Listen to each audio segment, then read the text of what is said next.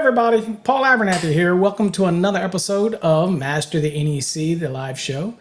Again, if you've never followed me before, this is a video podcast where we're talking all things electrical. And tonight we have a great discussion, and the phone lines will be open.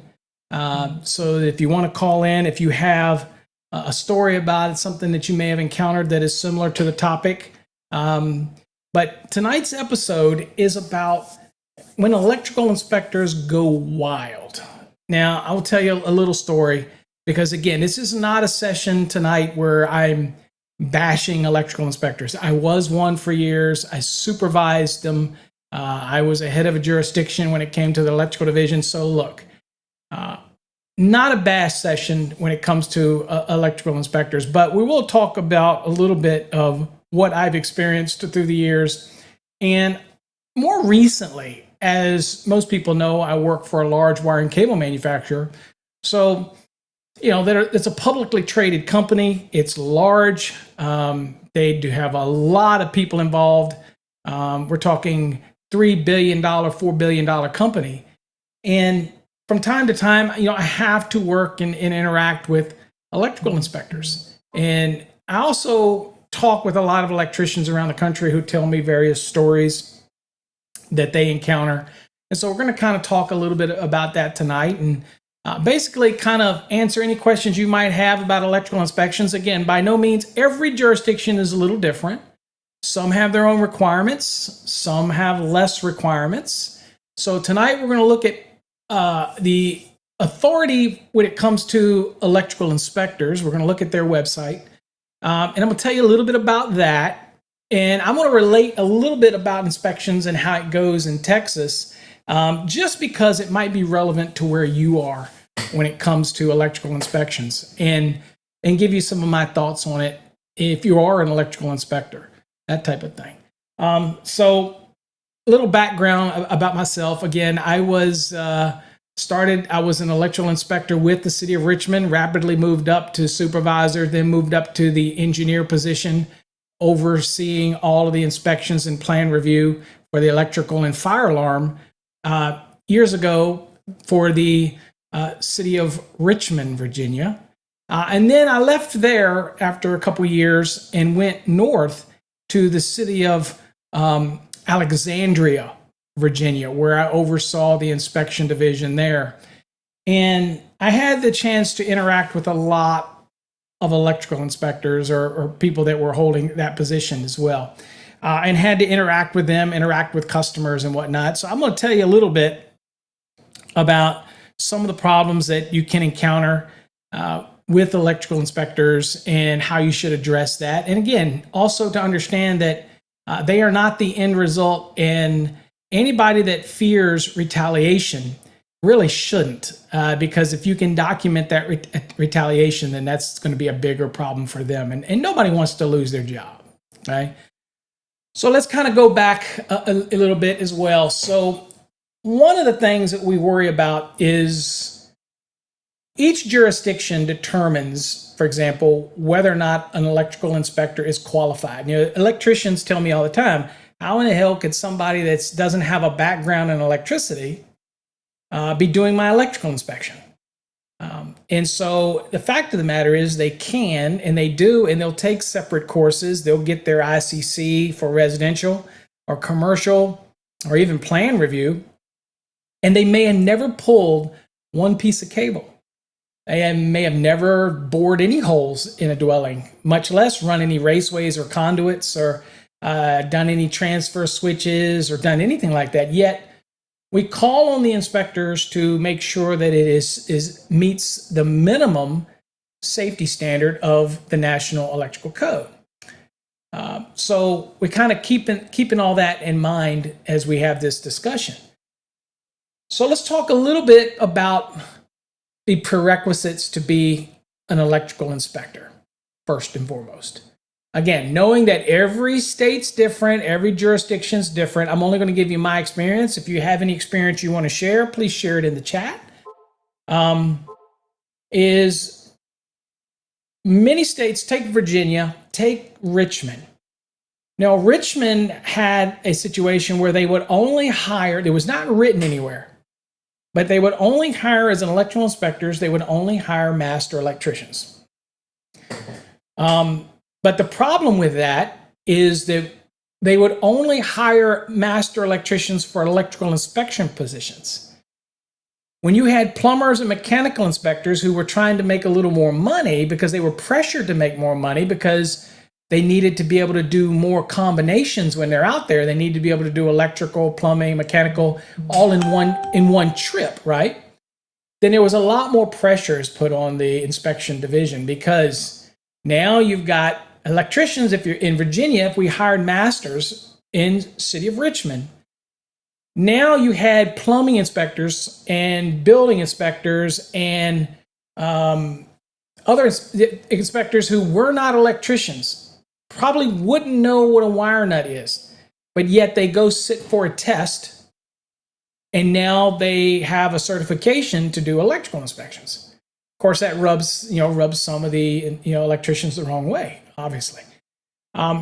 But this gave them, what they would do is they go get an ICC certification, take a test, and basically there's no prerequisite for that. You can go take the test, and you get an ICC certification as a residential inspector or a commercial inspector or a plan reviewer. And now they can, and in the jurisdiction will send them out and let them do inspections. Okay. So that's one course that can take place, and that did happen where I was at in the city of Richmond. And again, it's you have to remember though that the supervisor has a lot of control of that and who they would let do what inspections. Okay, so in Richmond, I pretty much, when I was in control of it, I made sure that our electrical inspectors did electrical inspections.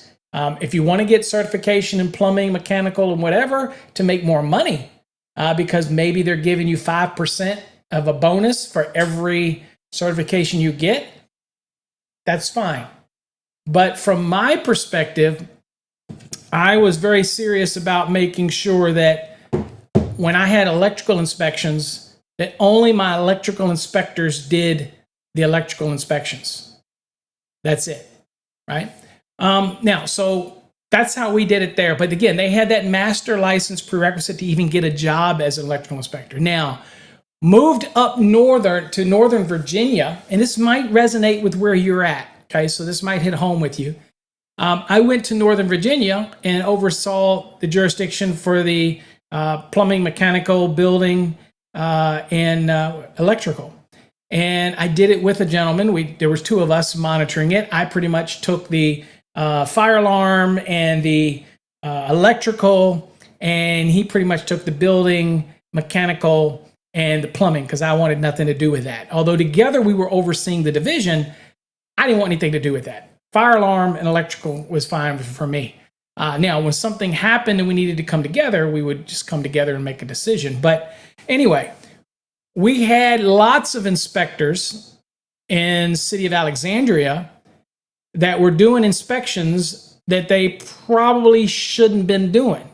And we were pressured to do that. Once they got that certification, we would be pressured to actually send them out. And sorry about my dogs, folks. We would be pressured to send them out to do a inspection. And be honest with you, they might not have been qualified to do that inspection, but they were sent out to do it. And so I think around the country, this happens an awful lot, that a lot of inspectors are sent out to do inspections that they aren't necessarily qualified to do those inspections. They might have the piece of paper from ICC, they might have something like that, promisor, but they don't have the knowledge to be effective in that. Now, granted, most municipalities would do continuing education, so they're constantly trying to educate them. And then maybe they have a guy who has a lot of electrical experience on staff that works there. Maybe one of the electrical inspectors kind of oversees that type of thing. But again, every jurisdiction being a little different, there wasn't any prerequisite for that. Okay. So when it comes to an inspector in Gone Wild, all right, let me give you an example. We had one case where the inspector there was MC cable, and it was with 3-gauge conductors in it. And the inspector didn't see any markings on the conductors that are inside of the MC cable. Okay, fair enough. But the inspector kept pushing it. Now, the conductors aren't required to be marked on MC inside the cable. It's a misconception. Now, if they are marked, you could strip the armor off and use those conductors. But if they're not marked, then it's on the label of the reel or the wooden reel or the coils that has a little label. You're not required to actually mark inside on the conductors itself. If you do, then you can use them for an application. Now, in this case, it was AC cable, and it was 3-gauge, and it said clearly 3-3. That meant it was 3-gauge, 3 conductors in this AC cable. Okay, inspector wasn't happy with that. He wanted to know. He wasn't confident that that was 3-gauge.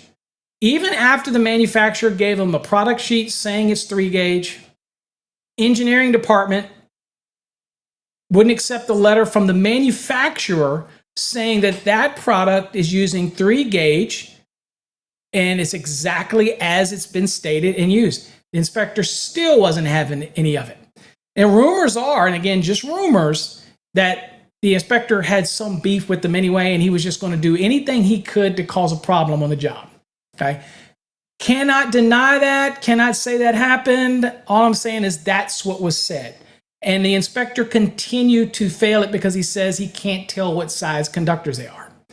Well, it doesn't take a brain surgeon to be able to go back and look at a label, or if the manufacturer tells you that's exactly what it is, then you accept that. This guy's having none of it. And it causes a slowdown in the project, almost to a standstill, almost to the point where it was going to force them to pull it out. And as an inspector, I can only inspect it. I can't expect it. So if the manufacturer supports it and says, this is what it is, this is what it's used for, it was obviously no NEC issue because there was no code reference ever given on any of it.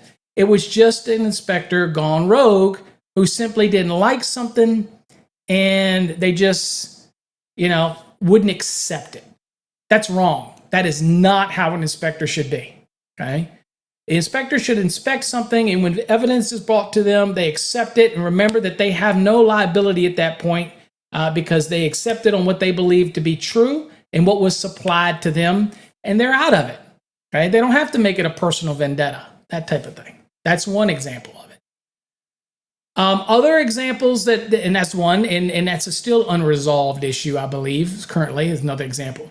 The other issue is back in the city of Richmond, they had one inspector who's no longer with the city who got in trouble because he was down on his luck, needed the money, and he was pressuring contractors to pay him for inspection tickets, right?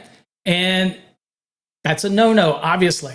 We, as an inspector, we couldn't take anything that would be constituted as a bribe. We couldn't take a gift card. You can't buy my lunch, nothing like that. If any of my inspectors did that, they'd have a problem. Okay? You want to have it appear that you are simply there to do your job. So that person obviously was terminated, and that was a problem there. Other cases we run into is where people call up and say, Paul, I have this inspector who, even though I've shown him the code, we've laid it out black and white, he still refuses to accept it. Now, this could come down to whether or not there's an issue in interpretation of the NEC. But electrical inspectors should not be so rigid and that they don't hear the argument that a contractor's making. If it is something that could go either way, then obviously they have to make the decision. I mean, they're the ones that are in authority. I get it. There's no question of that. But there have been many cases where some inspectors, not all inspectors, some inspectors will make people do things that they don't have to do just to make them jump through hoops. One of the best little inspectors I've ever met, and he's actually moved up pretty high in the ranks, and he is one of our CMECPs, is Greg Taylor, and he's in Tennessee. Top-notch electrical inspector. Okay. There is no doubt in my mind that he would not walk the line on any incident that he would encounter because he's that professional. But I also know that he's the kind of inspector that would listen to an argument before they made a snap decision. Okay.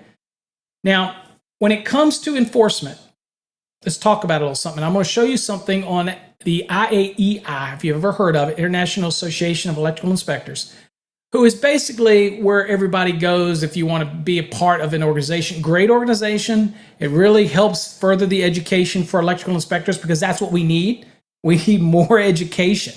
Because again, a vast majority of electrical inspectors probably don't even have the slightest idea. Now, some do, but a vast majority probably don't even have the slightest idea how to run conduit, how to pull conductors, do anything. They pretty much know the book stuff. And that's okay because you're just observing stuff. You're not physically doing it. Okay. But the level of knowledge to do that has to be something that's validated through the jurisdiction. If a jurisdiction is sending an electrical inspector out there with subpar knowledge, then there brings up all these possibilities of misfeasance, malfeasance, nonfeasance, and all kinds of problems, right? Especially if somebody gets hurt and they missed it as an inspector. So don't think that they're totally immune from their role as the authority, okay? Now, typically electrical inspectors are not the AHJ. They're acting on behalf of or as a deputy to the AHJ, which could be the building official, the building commissioner, those type of things. That's typically what the electrical inspector does. So he's not necessarily the authority having jurisdiction, but he is the extension or the arm of the authority having jurisdiction, and he's been deputized, if you will, in order to write violations and issues, safety issues, and that's his role or her role, right? But you have to understand that every electrical inspector has somebody over their head, and there's somebody else that you can go to. I can tell you one incident where an electrical inspector would not accept an installation of MC cable unless they had anti-short bushings, to the point where we were talking hundreds and hundreds and hundreds of terminations over multiple floors that the inspector was going to make them. And this was the problem with this was it got all the way to the sheetrock stage when this inspector happened to bring something like this up. And now they were telling him, he was telling them, I'm gonna shut this place down. You're gonna have to rip out the sheetrock, and so I was contacted about that, and I told him, I said, anti-short bushings, is it smart to use them? If you want to use them, but you don't have to on MC. And that's what I told him. And I said, at this position, I think it's in your best interest to go over that inspector's head. And I don't care how high you go over, right? Go to the supervisor, go to the building official, okay? Go so far as going to the city manager or the mayor if you need to. If it's going to cost you a lot of money. Now, we do things all the time to just appease them and say, okay, Mr. Inspector, if that's what you want, I'll do it, okay? I cannot stand an electrical inspector, first of all. If you're an electrical inspector out there and you don't put code references on everything that you do when you turn somebody down, shame on you. You're not worth your salt to be an electrical inspector. If you can't put the code reference down, then you should be failing somebody. Now, the feedback to that is, well, I don't have the time. I've got so many inspections. Well, shame on that authority, because you need to get proficient in your profession as an electrical inspector, which is a profession today. Okay, and that if you're going to fail somebody and it's on you enough to know that that's a violation, that you look at it and you go, that's a violation, yet you don't write it down on an inspection ticket, shame on you. Whether you're required to in your state or not, shame on you. Because how is a person supposed to know what to fix if you don't give them a reference for something that they've done wrong? So most of the inspectors that I know, that I associate with, have enough pride to actually take an inspection ticket and actually put the violations on there so that the electrician knows exactly what to fix and what can. Now, when it comes to going over an inspector's head, some of the things that I hear from people are retaliation. It's like wrestling with a pig in mud. After a while, you realize they like it. Things like that. You really need to get that out of your mentality. You're there to do a job. And if you're worried about him failing you on the next one over some frivolous shit, then that's when you need to be documenting it, writing it down, okay? Because it's costing you time, it's costing you money, and that electrical inspector needs to go. So how do you do that, okay? If it's just one incident, you're not going to get anybody to listen because the jurisdiction is going to support their inspector. But if there's a pattern of it, then that's going to go a long way.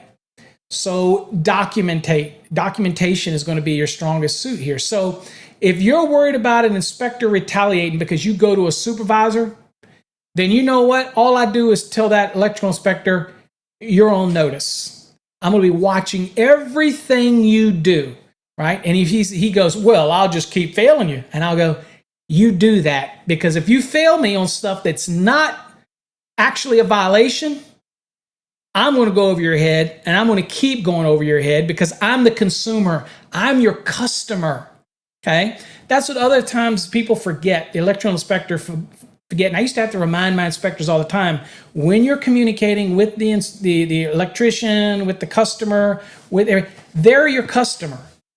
You treat them the same way you'd expect to be treated. Don't go to work with a chip on your shoulder. Don't go and try to take out your personal issues on somebody else. They're there to just get their job done. Now, if you're worried about retaliation and the inspector goes, yeah, I'm going to get you next time because you went over my head. Here's my advice to you. Learn the National Electrical Code. Why do you think I've been teaching it for 32 freaking years? Learn the code. Some of the shit that I see on Trade Hounds and Instagram and all these other social medias is an embarrassment to the electrical industry. Okay, I don't come back with that crap, Paul. You've never done this. I have done it. Go Google it. Okay, so I've been an electrical contractor. I have done all those things: troubleshooted, service work, CTs. I've done switchgear, all those type of things through my career. I just choose to teach now. I know those that can't teach. I hear that crap all the time. It's usually from the pinheads that hang over on that other message board system, right? Who will cry about that type of stuff because they want to pound their chest because they're a supertrician or something. Hey, look, the reality is this. If you're worried about retaliation, then maybe you're not up to par yet. Because if he's going to make or she's going to make up frivolous things and you're worried about that on your next inspection, then maybe you shouldn't be screwing up. And if they do call out things and they're wrong, then guess what? You go over their head. Okay, and I am going to make an offer right now. I don't usually do this. If you experience that with an inspector out there somewhere and you know you're in the rights and you're willing to go over their head, but you're afraid to pull that trigger, you tell you what, you give me a call. Okay, I'll tell y'all folks my number right now. Y'all know my number. It's on the website, 214-945-0653. Okay, you call me. I won't charge you a thing for consulting. I will listen to your case. I will listen to your situation, and I'll give you some advice. I've been doing that for many years. That's why I created paulabernathy.com. You can also go there and ask your question. I love my electrical inspectors. I love my electricians. But I cannot stand when somebody pressures somebody else. This is why I can't stand places like the YouTubes. And I know they're a necessary evil, but I can't, because for business and marketing, but I cannot stand anybody that tells me what you can and what you can't do, and within the confines of not breaking any laws or rules or whatnot. It's just your arbitrary what ifs. So when it comes to an electrical inspector, just do your inspection. Be an electrical inspector, not an expector. Okay? Don't assume what's going to happen down the road, because that's not your responsibility what happens down the road. Your responsibility is what here at this snapshot in time, you do the inspection. If you find code violations, the best way that you can support yourself, especially to your supervisor, if I'm going to go over your head, is to document your code violations. Write them down. Hard to refute that unless there's just a differing of opinion. And if that's the case, If it's a discussion of something that's an interpretation, then unfortunately the deck is stacked for the AHJ. Okay, it just is what it is. But there is many cases that I've gotten, just like with these anti-short bushings, that are not required, that the electrical inspector was literally going to stop the project, make them rip open the sheetrock so that they could remove, add these anti-short bushings when they weren't required. Okay? So they're required for AC cable. They're not required for MC cable. If you want to use them, that's great. I have convinced our manufacturer to stop sending them with the product, and others might follow because it sends a mixed message. It really does. It says that, oh, manufacturer expects you to use them. That's not in the listing, by the way. Okay. We're just providing them because we know that majority of the people out there, even the inspectors, really don't know the difference between AC and MC cable probably anyway. And one requires an anti-short bushing and the other doesn't. Okay. Why does MC not require it? Because of the way the fittings are listed. The way the fittings are listed to go with the MC cable and the way it keeps the conductors from touching the edge, it ends up being moot, and it's all part of the listing application. UL4, which is AC cable, come around a lot earlier than 1569 for MC cable. So UL4 for AC is really slow to change. MC is rapidly changed. We have new variations now. I have patents on 4 variations of it. So at the end of the day, don't make people do what they aren't required to do. Now, with that said, let's go on and look at the IAEI, because if you are, and again, I'm not a member of IAEI anymore, and don't ask me why, but the real reason was somebody that's no longer there anymore. So to be fair, I don't know the new administration. They may be great people. I'm just not involved. And a lot of the people that are involved have ties to certain organizations that I don't want to be any part of that. But as far as for electrical inspectors, not trying to get into the politics of IAEI, but if you're an electrical inspector and you want to just get knowledge, guys, the electrical inspectors out there, join the IAEI. There is the knowledge that they provide is amazing, and the resources they have is amazing. So step your game up. But again, before we look at the website, I want to tell all the inspectors out there, get the chip off your shoulder. Okay? You're working for a municipality. You're a public servant, and you're getting paid to do it, but you're getting paid to do a job, and that's to inspect, not expect. It's okay to ask questions. It's okay for the electrician to have to provide answers, but don't go to work with a chip on your shoulder, making them jump through hoops just because you're having a bad day. And electricians, don't be afraid to go over their head, okay? There will not be retaliation. And if there is retaliation, everybody's got a supervisor, okay? Everybody's got a supervisor. So always remember that. Now, let's go on and bring this up. So this is IAEI. This happens to be an old one here. This is from 2017. But I just want to show you, they have articles, their website, www.iaei.org, I guess what it is. I'm not 100% sure anymore what their website is. That's probably what it is. But just search for IAEI, and you'll see here. Now, this is an example of authority of the electrical inspector, right? So this is authority, okay? And one of the things that I took away from this article that was written by, let's see, who wrote this article, by the way, because it's a long one. Michael Weitzel, okay? He happens to be an electrical AHJ for Bechtel Inc., okay? It's a construction plant project guy, whatever. So he wrote this article, and it is quite interesting because it talks about, again, egos and what is their goal as the electrical inspector and all those type of things. So it's a very interesting read. But what I saw that was one of the key important parts is this right here. It says all authority has limits. Everyone answers to someone. In order to have authority, one must be under authority. If the person gets out from under authority, he will soon wind up with no authority and in trouble. Inspectors must follow the instructions of inspection supervisors and work with them and the customer towards the goal of electrical safety. It would be nice if inspections always fit neatly in a box, but often they do not. How does the inspector deal with situations when they do not? Existing installations can be an example of that. What do we do? How do you address those? Things like that. So for me, the importance is the inspector has to go in there with the concept of, I'm just here to do an inspection, and if I find something that's unsafe, I document it, and I give it to you. And you fix it, you call me, I'll come back out, and I'll inspect it. Pretty simple process. I have known quite a few electrical inspectors who take their job a little more seriously than they probably should from that aspect of it. Like they're the gatekeepers to the project, and they're not. Okay, they're just there to they're just there to do the inspection and get out. Go do another inspection. So again, don't be intimidated by them. But inspectors out there, get the chip off your shoulder. Okay.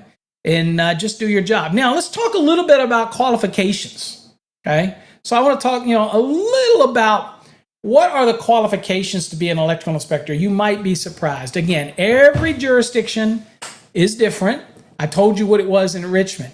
But let's go on real quick and see what it is for the jurisdiction here. So I just went on Indeed, okay? Just went on Indeed and is looking at job. And so here's one for electrical inspector in the city of Little Rock, Arkansas. Okay, 31,000 to 49,000. I literally don't know how people can live on that, but it is what it is. And I did once too, so I get it because they do work nonstop. It's not easy work being an electrical inspector. You're constantly on the go. Okay, but let's look at the minimum qualifications here.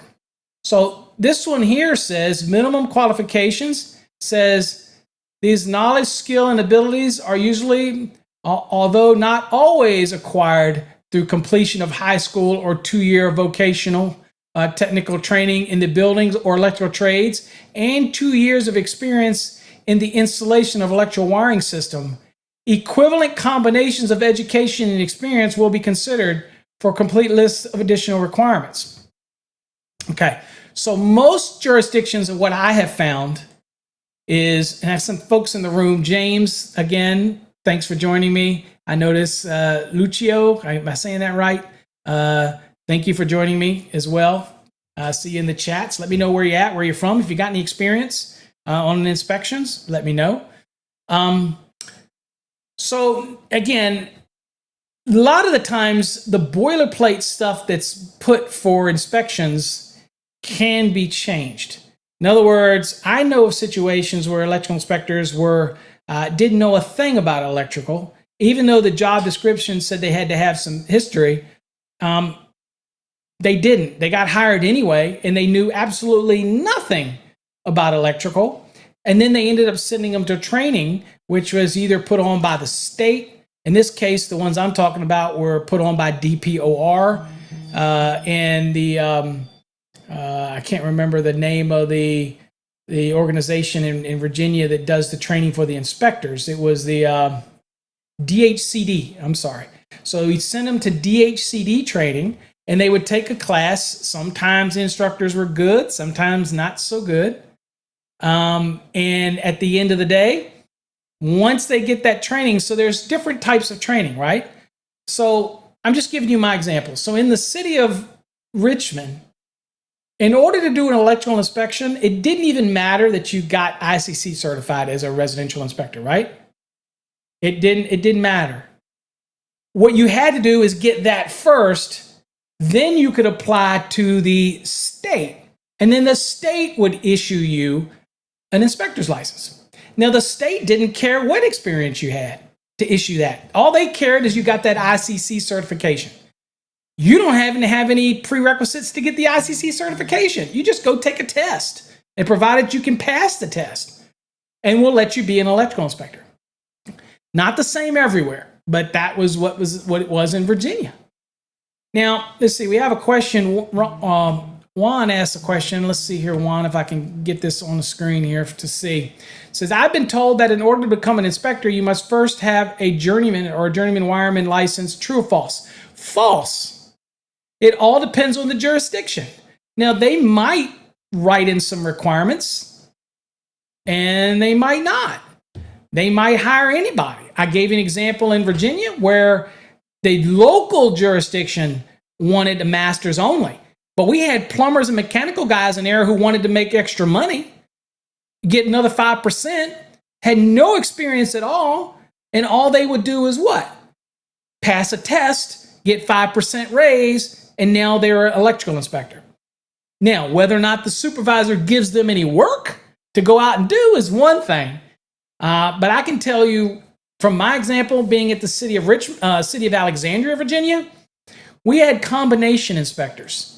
And we had some inspectors that were doing inspections that were plumbing inspectors, right? And they were plumbers, and they were good plumbers, but they were not electricians. But they would send them out to do projects, and we couldn't tell them they can't because we were overruled, okay? And they said, look, they got that certification. As long as they got that certification, you send them out there. They didn't want us to get backed up with inspections. So you sent out a guy who had a certification, right, from ICC. And then once you get that, you send it to the state, and then you can do inspections. But were they really qualified to do inspections? Probably for electrical? Absolutely not. But you were forced to do that by the jurisdiction. It happens all over the country. So no. Now, there might be some states that require it. Some don't. Some might say a master's only. Some might say I need 2 years of experience in this.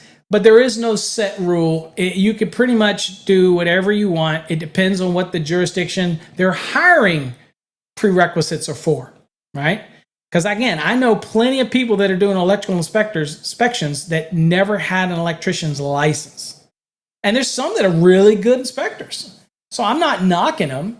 I'm just saying that it's not a prerequisite everywhere to have a license already, okay? So you have to also remember, for example, let me give you a good example of that. Texas, okay? Texas. IAEI, which we'll argue is the authority on electrical inspectors for education and training and all that type of thing, is located right here in Texas, Richardson, Texas. Okay? You with me? Out in the county, Collin County, Hunt County, all these counties, Fannin County, all these counties out there, rogue. There's no inspections at all. Anybody can do anything they want. They get no electrical inspections at all. But this is the state that the Electrical Inspector Association resides in.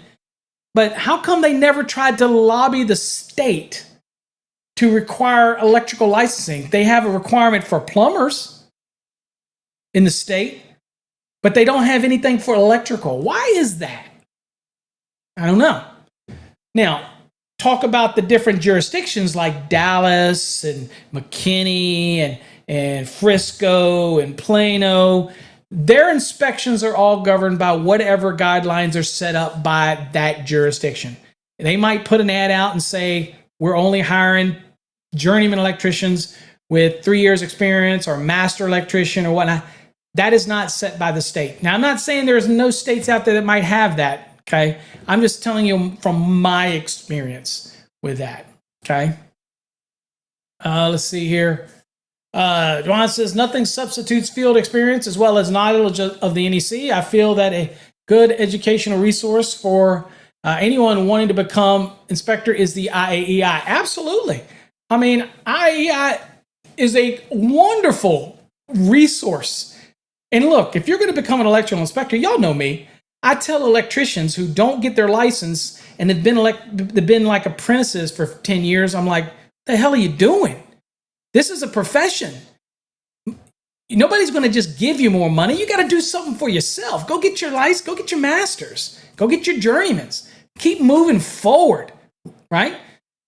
But at the end of the day, that's the only way you're going to get forward. And with the electrical inspectors, the only way that you're going to not have an issue with contractors, issue with your employer, issue with possible liability is to get better at your job, right? Just get better at your job. And what do you do to do that? A great example of that is IAEI. They do a lot of good training. We have a lot of inspectors that are in our courses, right? So they can learn the NEC better, right? You can't send an inspector out into the field and say, hey, I need you to get field knowledge all of a sudden. If they're already an inspector, this is not going to happen. But I have plenty of students that are in our program that maybe never got their hands dirty. They don't have the cuts to show for it, okay? I got the cuts to show for working in the field. Look, the end of the day, do I think all electrical inspectors have to have the field experience? No. Again, it's as long as they fall within their lane, and again, they become inspectors and not expectors, and as long as they really search for that education, right? Take the courses they need anytime there's an opportunity to learn.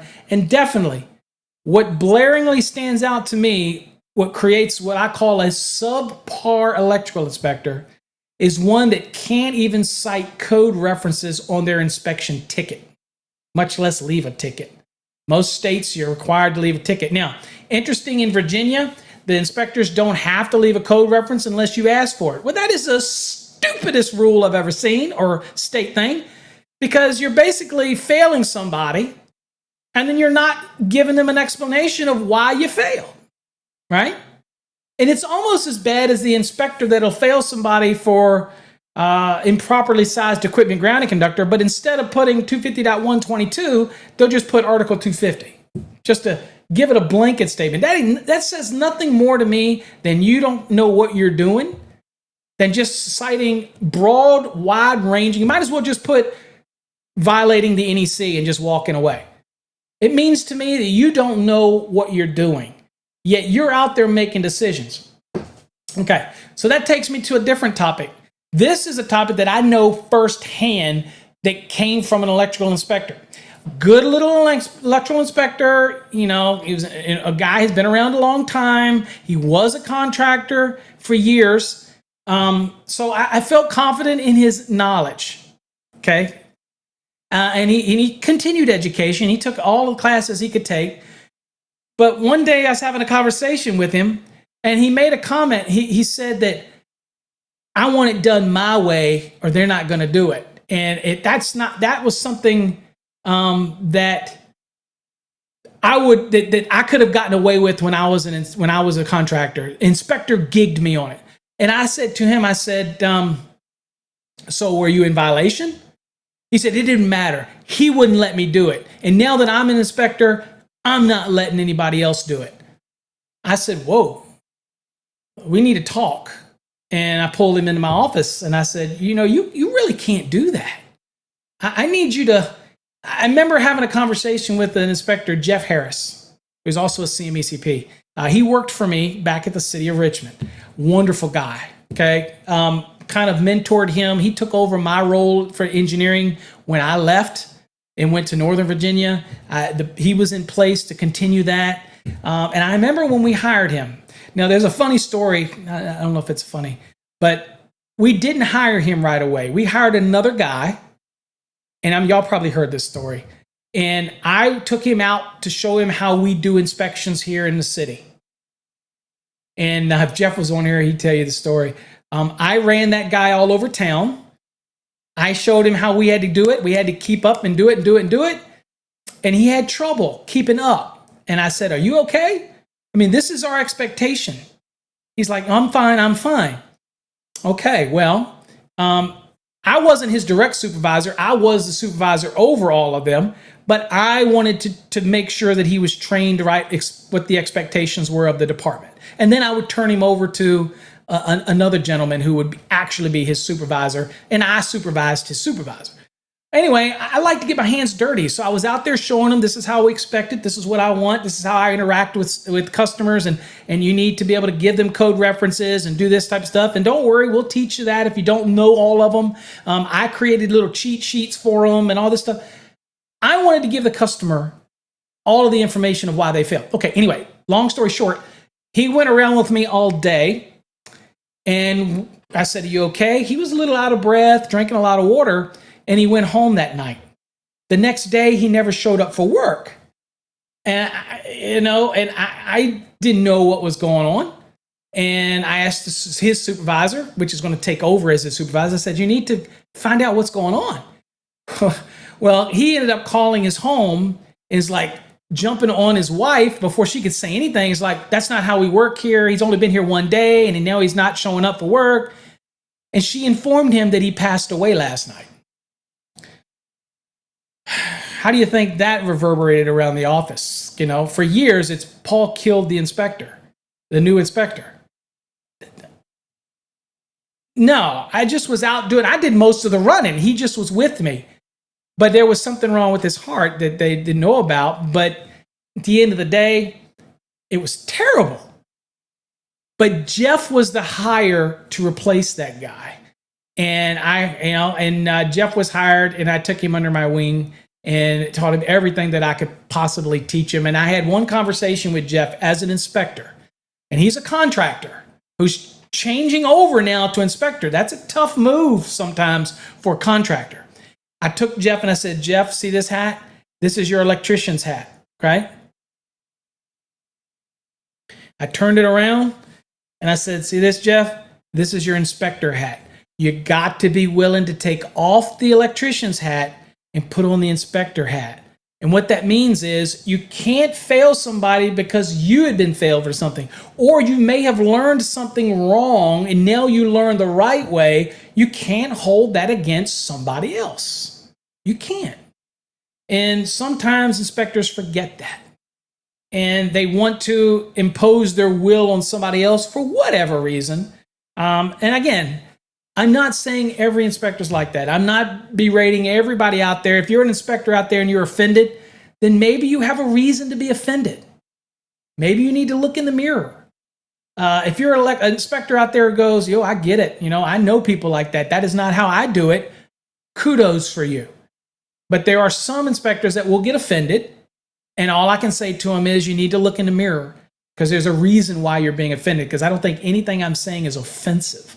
I've lived it. I've seen it. I've experienced it. I've been on the calls. I've had to deal with the intermediation between inspectors and contractors. And look, it happens. Some inspectors get a God complex and they will make it so difficult for a contractor. And it doesn't need to be that way. Now, if the contractor's literally doing something wrong, I get it. Nail them. But nail them professionally. Give them the code references to support why you're failing them. Things like that, okay? So, again, let's see here. Let's see, what is the statement here? Paul, I feel guys like you, Ryan, Mike, and a few other elites, I don't know if I call myself elite, but I appreciate it, should make a united front in order to get inspections to be state mandated and required standards across the entire mainland. I'm nowhere near you guys in terms of pedigree. I tell people all the time, I'm just an electrician. I'm just a master electrician who, just like you, who dedicated yourself to the trade, and I love teaching other people. I like to tell people I am no Ryan and I am no Mike Holt. I'm just me, and I try to teach people. But at the end of the day, I don't know if that would work, and I'm going to tell you why. When I came from Virginia to Texas, with all of my history and background and everything, and serving on committees and all that stuff, I didn't have a Texas master's license. So, and I even helped them write the exams for the NEC for electricians here in Texas when this happened. And I served on their board, and I was like, all right, I feel like that's my responsibility to become a master in this state. I'm living in this state. I'm not going to do any electrical work anymore. But I feel like, I did my time. I put in my time. I grew my business. Y'all probably heard my story of my contracting business, me and my brother, and moving forward and owning my own contracting and how that grew and all that. I don't want to do that anymore. I'm done with that, okay? I'll leave that to the Grundbergs of the world. I have no interest in that, right?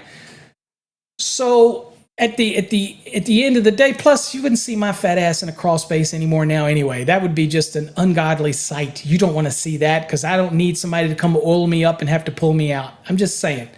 But at the end of the day, you have to remember that if you're going to be a contractor, you need to make sure that you do installations that are free from NEC violations, right? And that's an important thing. But back to my story. So I came to Texas and they said that you have to take the exam. I said, well, don't you have a reciprocity with Virginia? And they said, yeah, well, we're open to it, but Virginia won't talk to us. I called Virginia. I know certain people back in Virginia. You know what they said to me? They said, people in higher positions said, yeah, we have no problem. They just need to talk to us. You can't get the two to talk. So reciprocity requires the governor to sign mutual agreements that you'll accept the license and it has the same criteria of hours of training and everything. So they have to be equivalent in order to sign that mutual. Well, there was way more hours required in Virginia than it was Texas, so that wasn't the problem. Obviously, I had the hours, I had the time, the experience. That wasn't the problem. Yet they let me help write their exams. So what didn't connect here? And ultimately, it was the best decision either, is because I had to take the exam. And they wouldn't let me take the exam. I had to wait to take the exam. And obviously, I took the exam, and it was, needless to say, it was the easiest exam I ever took, okay? Because I kind of knew the questions, but not really. But anyway, so I got my master's in Texas, okay? And I took the exam like everybody else. I ended up not wanting to fight this reciprocity thing. I was like, I'm not going to be a contractor anyway, so screw it. I'll just take the damn thing. Plus, I want to know exactly the number of questions, how they did. I know we helped write thousands of questions, but I wanted to see how they were depicted on the Texas exam. And since it was a PSI based, I knew that's going to pretty much hold true for most of the country because they all use PSI. Now, the exam questions are written at the local level when they have their meetings. It's not something that PSI writes all these questions. It's done by volunteers at the local level, like I helped write them in Texas originally. Now, after that first time, then they realized that I helped people understand and pass electrical exams, even though I would never give the answers off of an electrical exam that I helped write. I have too many ethics for that. But nothing's wrong with teaching you the structure of an exam prep, and that's what I do.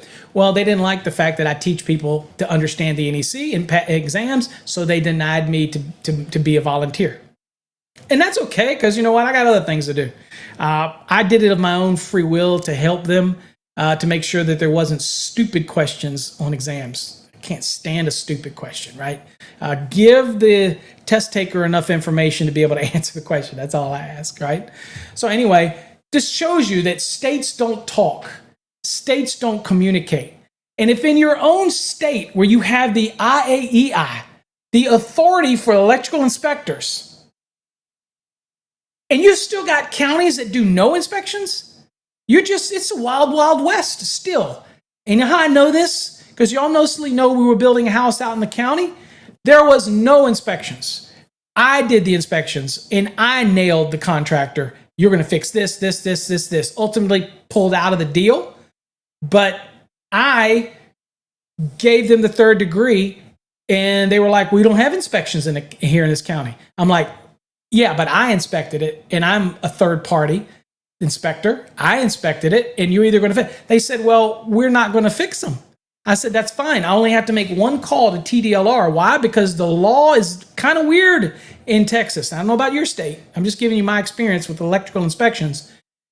In Texas, even if the county doesn't have inspections, since the state adopts the NEC, if an electrician does work in the county, they're still supposed to govern themselves as basically this self-appointed AHJ, and all of their installations have to be compliant. They're still liable. So they kind of think they aren't, but they are. So if somebody got hurt, the state would step in, and the gentleman that worked for TDLR, Texas Department of Licensing and Regulations, Jerry Daniels and them, they ain't gonna play. They ain't gonna play with you, okay? They'll come after you. So I'm like, do you want me to make a call, or do you want to fix these things? And they fixed them. I did a private inspection for another building that was being done here, and I'm talking about horrendous. I had a list of over 120 serious code violations, documented every one, okay? Basically the contractor told me, he said, well, I don't have to fix any of these. I said, yes, you do, because I'll be making one call and exposing you.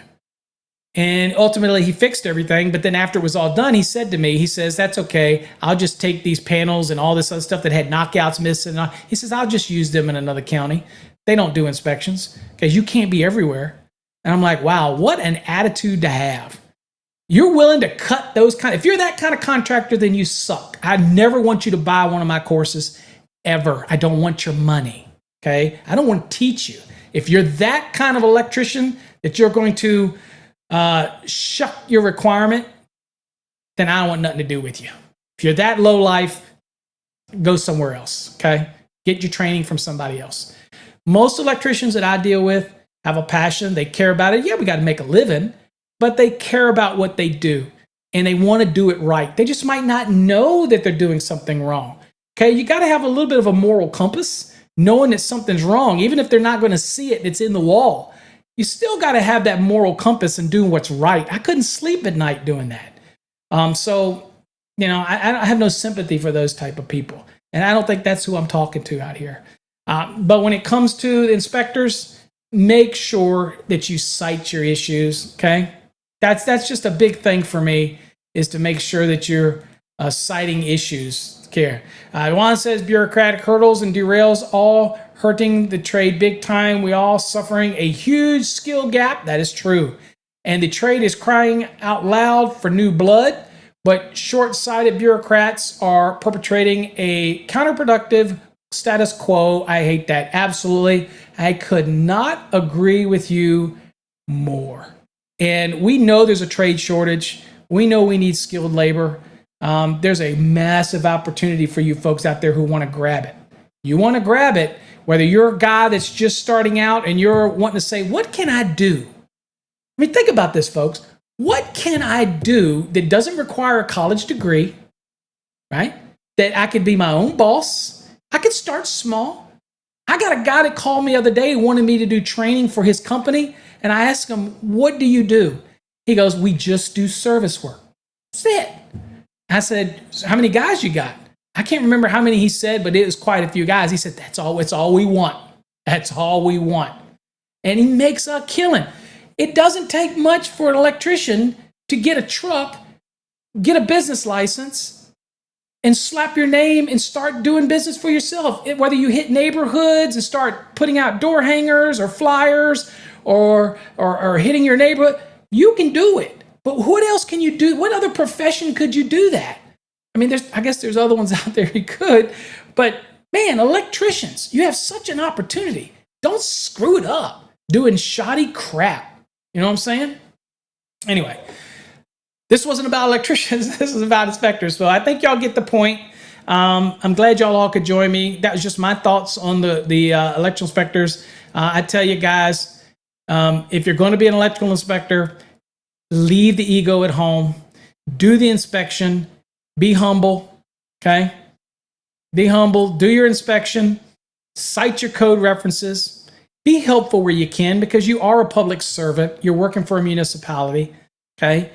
Sometimes the contractor needs a little guidance too, okay? Now, that doesn't give them the right to disrespect you. That doesn't give them the right to do shoddy work and try to pass things on that shouldn't be done.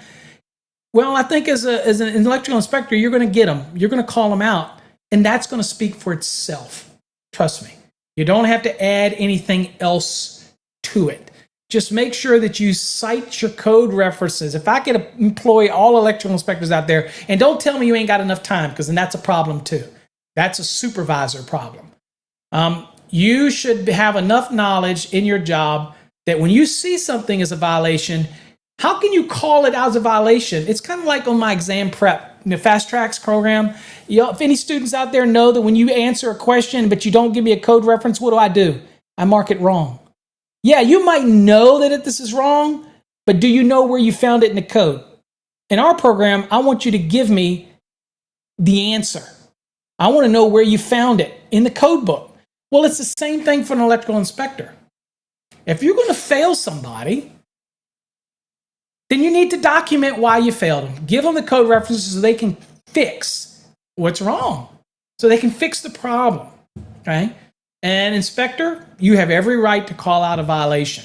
You don't have every right to impose your own will, okay? Your own wants, your own desires. It's not about you, okay? You're just there to do a job, okay? Trust me, they're the ones making the money for the project. Okay, you're just there to make sure it's a minimum safety standard. Don't make people do things above the code. That's their choice. It's not your choice as an inspector. It's their choice to go above the code if they want to go above it. All you're there to do is to make sure they didn't go so far above it that they actually do a 180 and screw it up. That's your only job. Continue your education, okay? Constantly continue your education as an electrical inspector. Don't get complacent. Don't let your own personal wants get in the way of what your job is. Document everything when it comes to inspection, code references, and you're not going to have any problem with people, okay? You're not at all. Juan says, I'm 62, never had a license, yet I worked in some very complex projects in New York City, as well as serving some young ones as a mentor. That's awesome, Juan. I can only tell you that from my perspective, and hopefully it doesn't offend you, but I am all about licensure. I am all about pushing people to get licensed and continue in that process. And it's not about selling courses. Obviously, I don't advertise. I'm not all over the search engines. I'm not paying to be in books and magazines. People come to my training organically. They just find me. And we help them be successful. But I'm also very blunt. I don't cut any corners. Okay, ask anybody. Ask Ross, who's in our Fast Track program. I say it as it is. Okay, I don't cut any corners because it wouldn't do you any justice. You need to hear the truth, the facts. That's what I do. So sometimes I rub people the wrong way, but again, I was not here to do anything but to pass on this education, and that's what I do. In your case, again, you found success without a license, but I would always mentor people. Get that license. Step up. Put that piece of paper in people's face. It does mean something that those that have it. Keep moving forward. But I understand sometimes people work for companies where it just doesn't behoove them to get that license. It's not going to benefit them. I have to get the license because it benefits me inside. That's my only reason why that I say do licensing, that type of thing. Okay.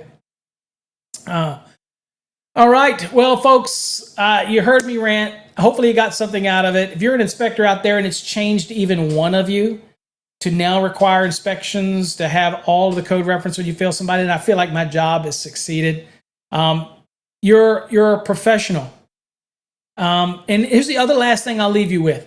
One person told me one time, they said, I'm an inspector, I'm not an educator. Okay, so when an inspector says, I'm not here to teach somebody the code, I disagree. Strongly disagree. If you're an electrical inspector, you are an authority figure. If you're going to call something out, Juan, you just go to my website. All the contact information is on my website, fasttracksystem.com. We have a contact us page. Everything's on there. So when I tell you, like, you know, at the end of the day, I don't even know where my train of thought was on it, but I kind of got off track of what I was talking about. Juan, you kind of threw me with that one. So if you need to reach out to me or whatnot, always can reach me on my website. But at the end of the day, electrical inspectors, just remember, it's a profession. You're an educator. That's where I was at. You're an educator. you like it or not, when you fail somebody, you're required, in my mind, as an inspector, to educate them why they got it wrong. And if you have some extra knowledge and you don't share it, and provided it's accurate knowledge, by the way, it's got to be accurate knowledge. If you don't provide that knowledge, then you're not doing your trade a service, because that's what your job is out there, to inspect it and impart knowledge if you have it, not to make things up, right? Not to impose things on people because it was imposed on you, not to go there with a chip on your shoulder and cause problems for somebody that's just out there trying to make a living. But if somebody is doing some shady crap, then you catch them and you nail them. Just make sure you cover your butt with code references. That way there can't be any argument on it. That's how you protect yourself. And that's what I used to tell all my inspectors. I expect you, don't come to me. If I get an inspection ticket and contractor calls me and I look at it and they call me the supervisor and say, this guy failed me, but he didn't give me a reason, you're going to be in my office, because I put a mandate out. I said, every inspection will have a reason for rejection, and you're going to document it. I've given you the books. I got the guides for you.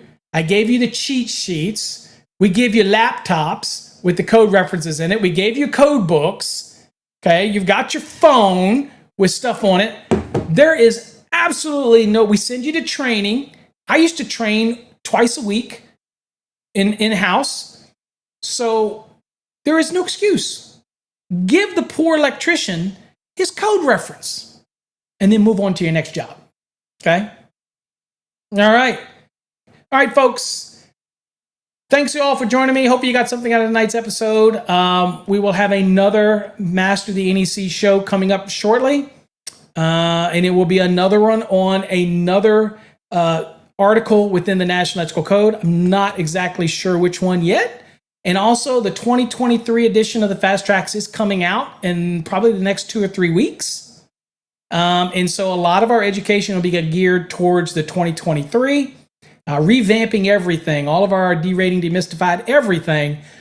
But we're also going to put references in there for the 2020 as well. So don't feel like you're going to be abandoned when we do the 2023. We are going to also include references for the 2020 and everything. So get excited if you're into code. If you're not, and you say, I don't care about you, Paul, that's fine. You won't hurt my feelings at all. Trust me. But if you're here to learn, I'm here to teach you. Thanks for following, folks. Till next time, stay safe. God bless.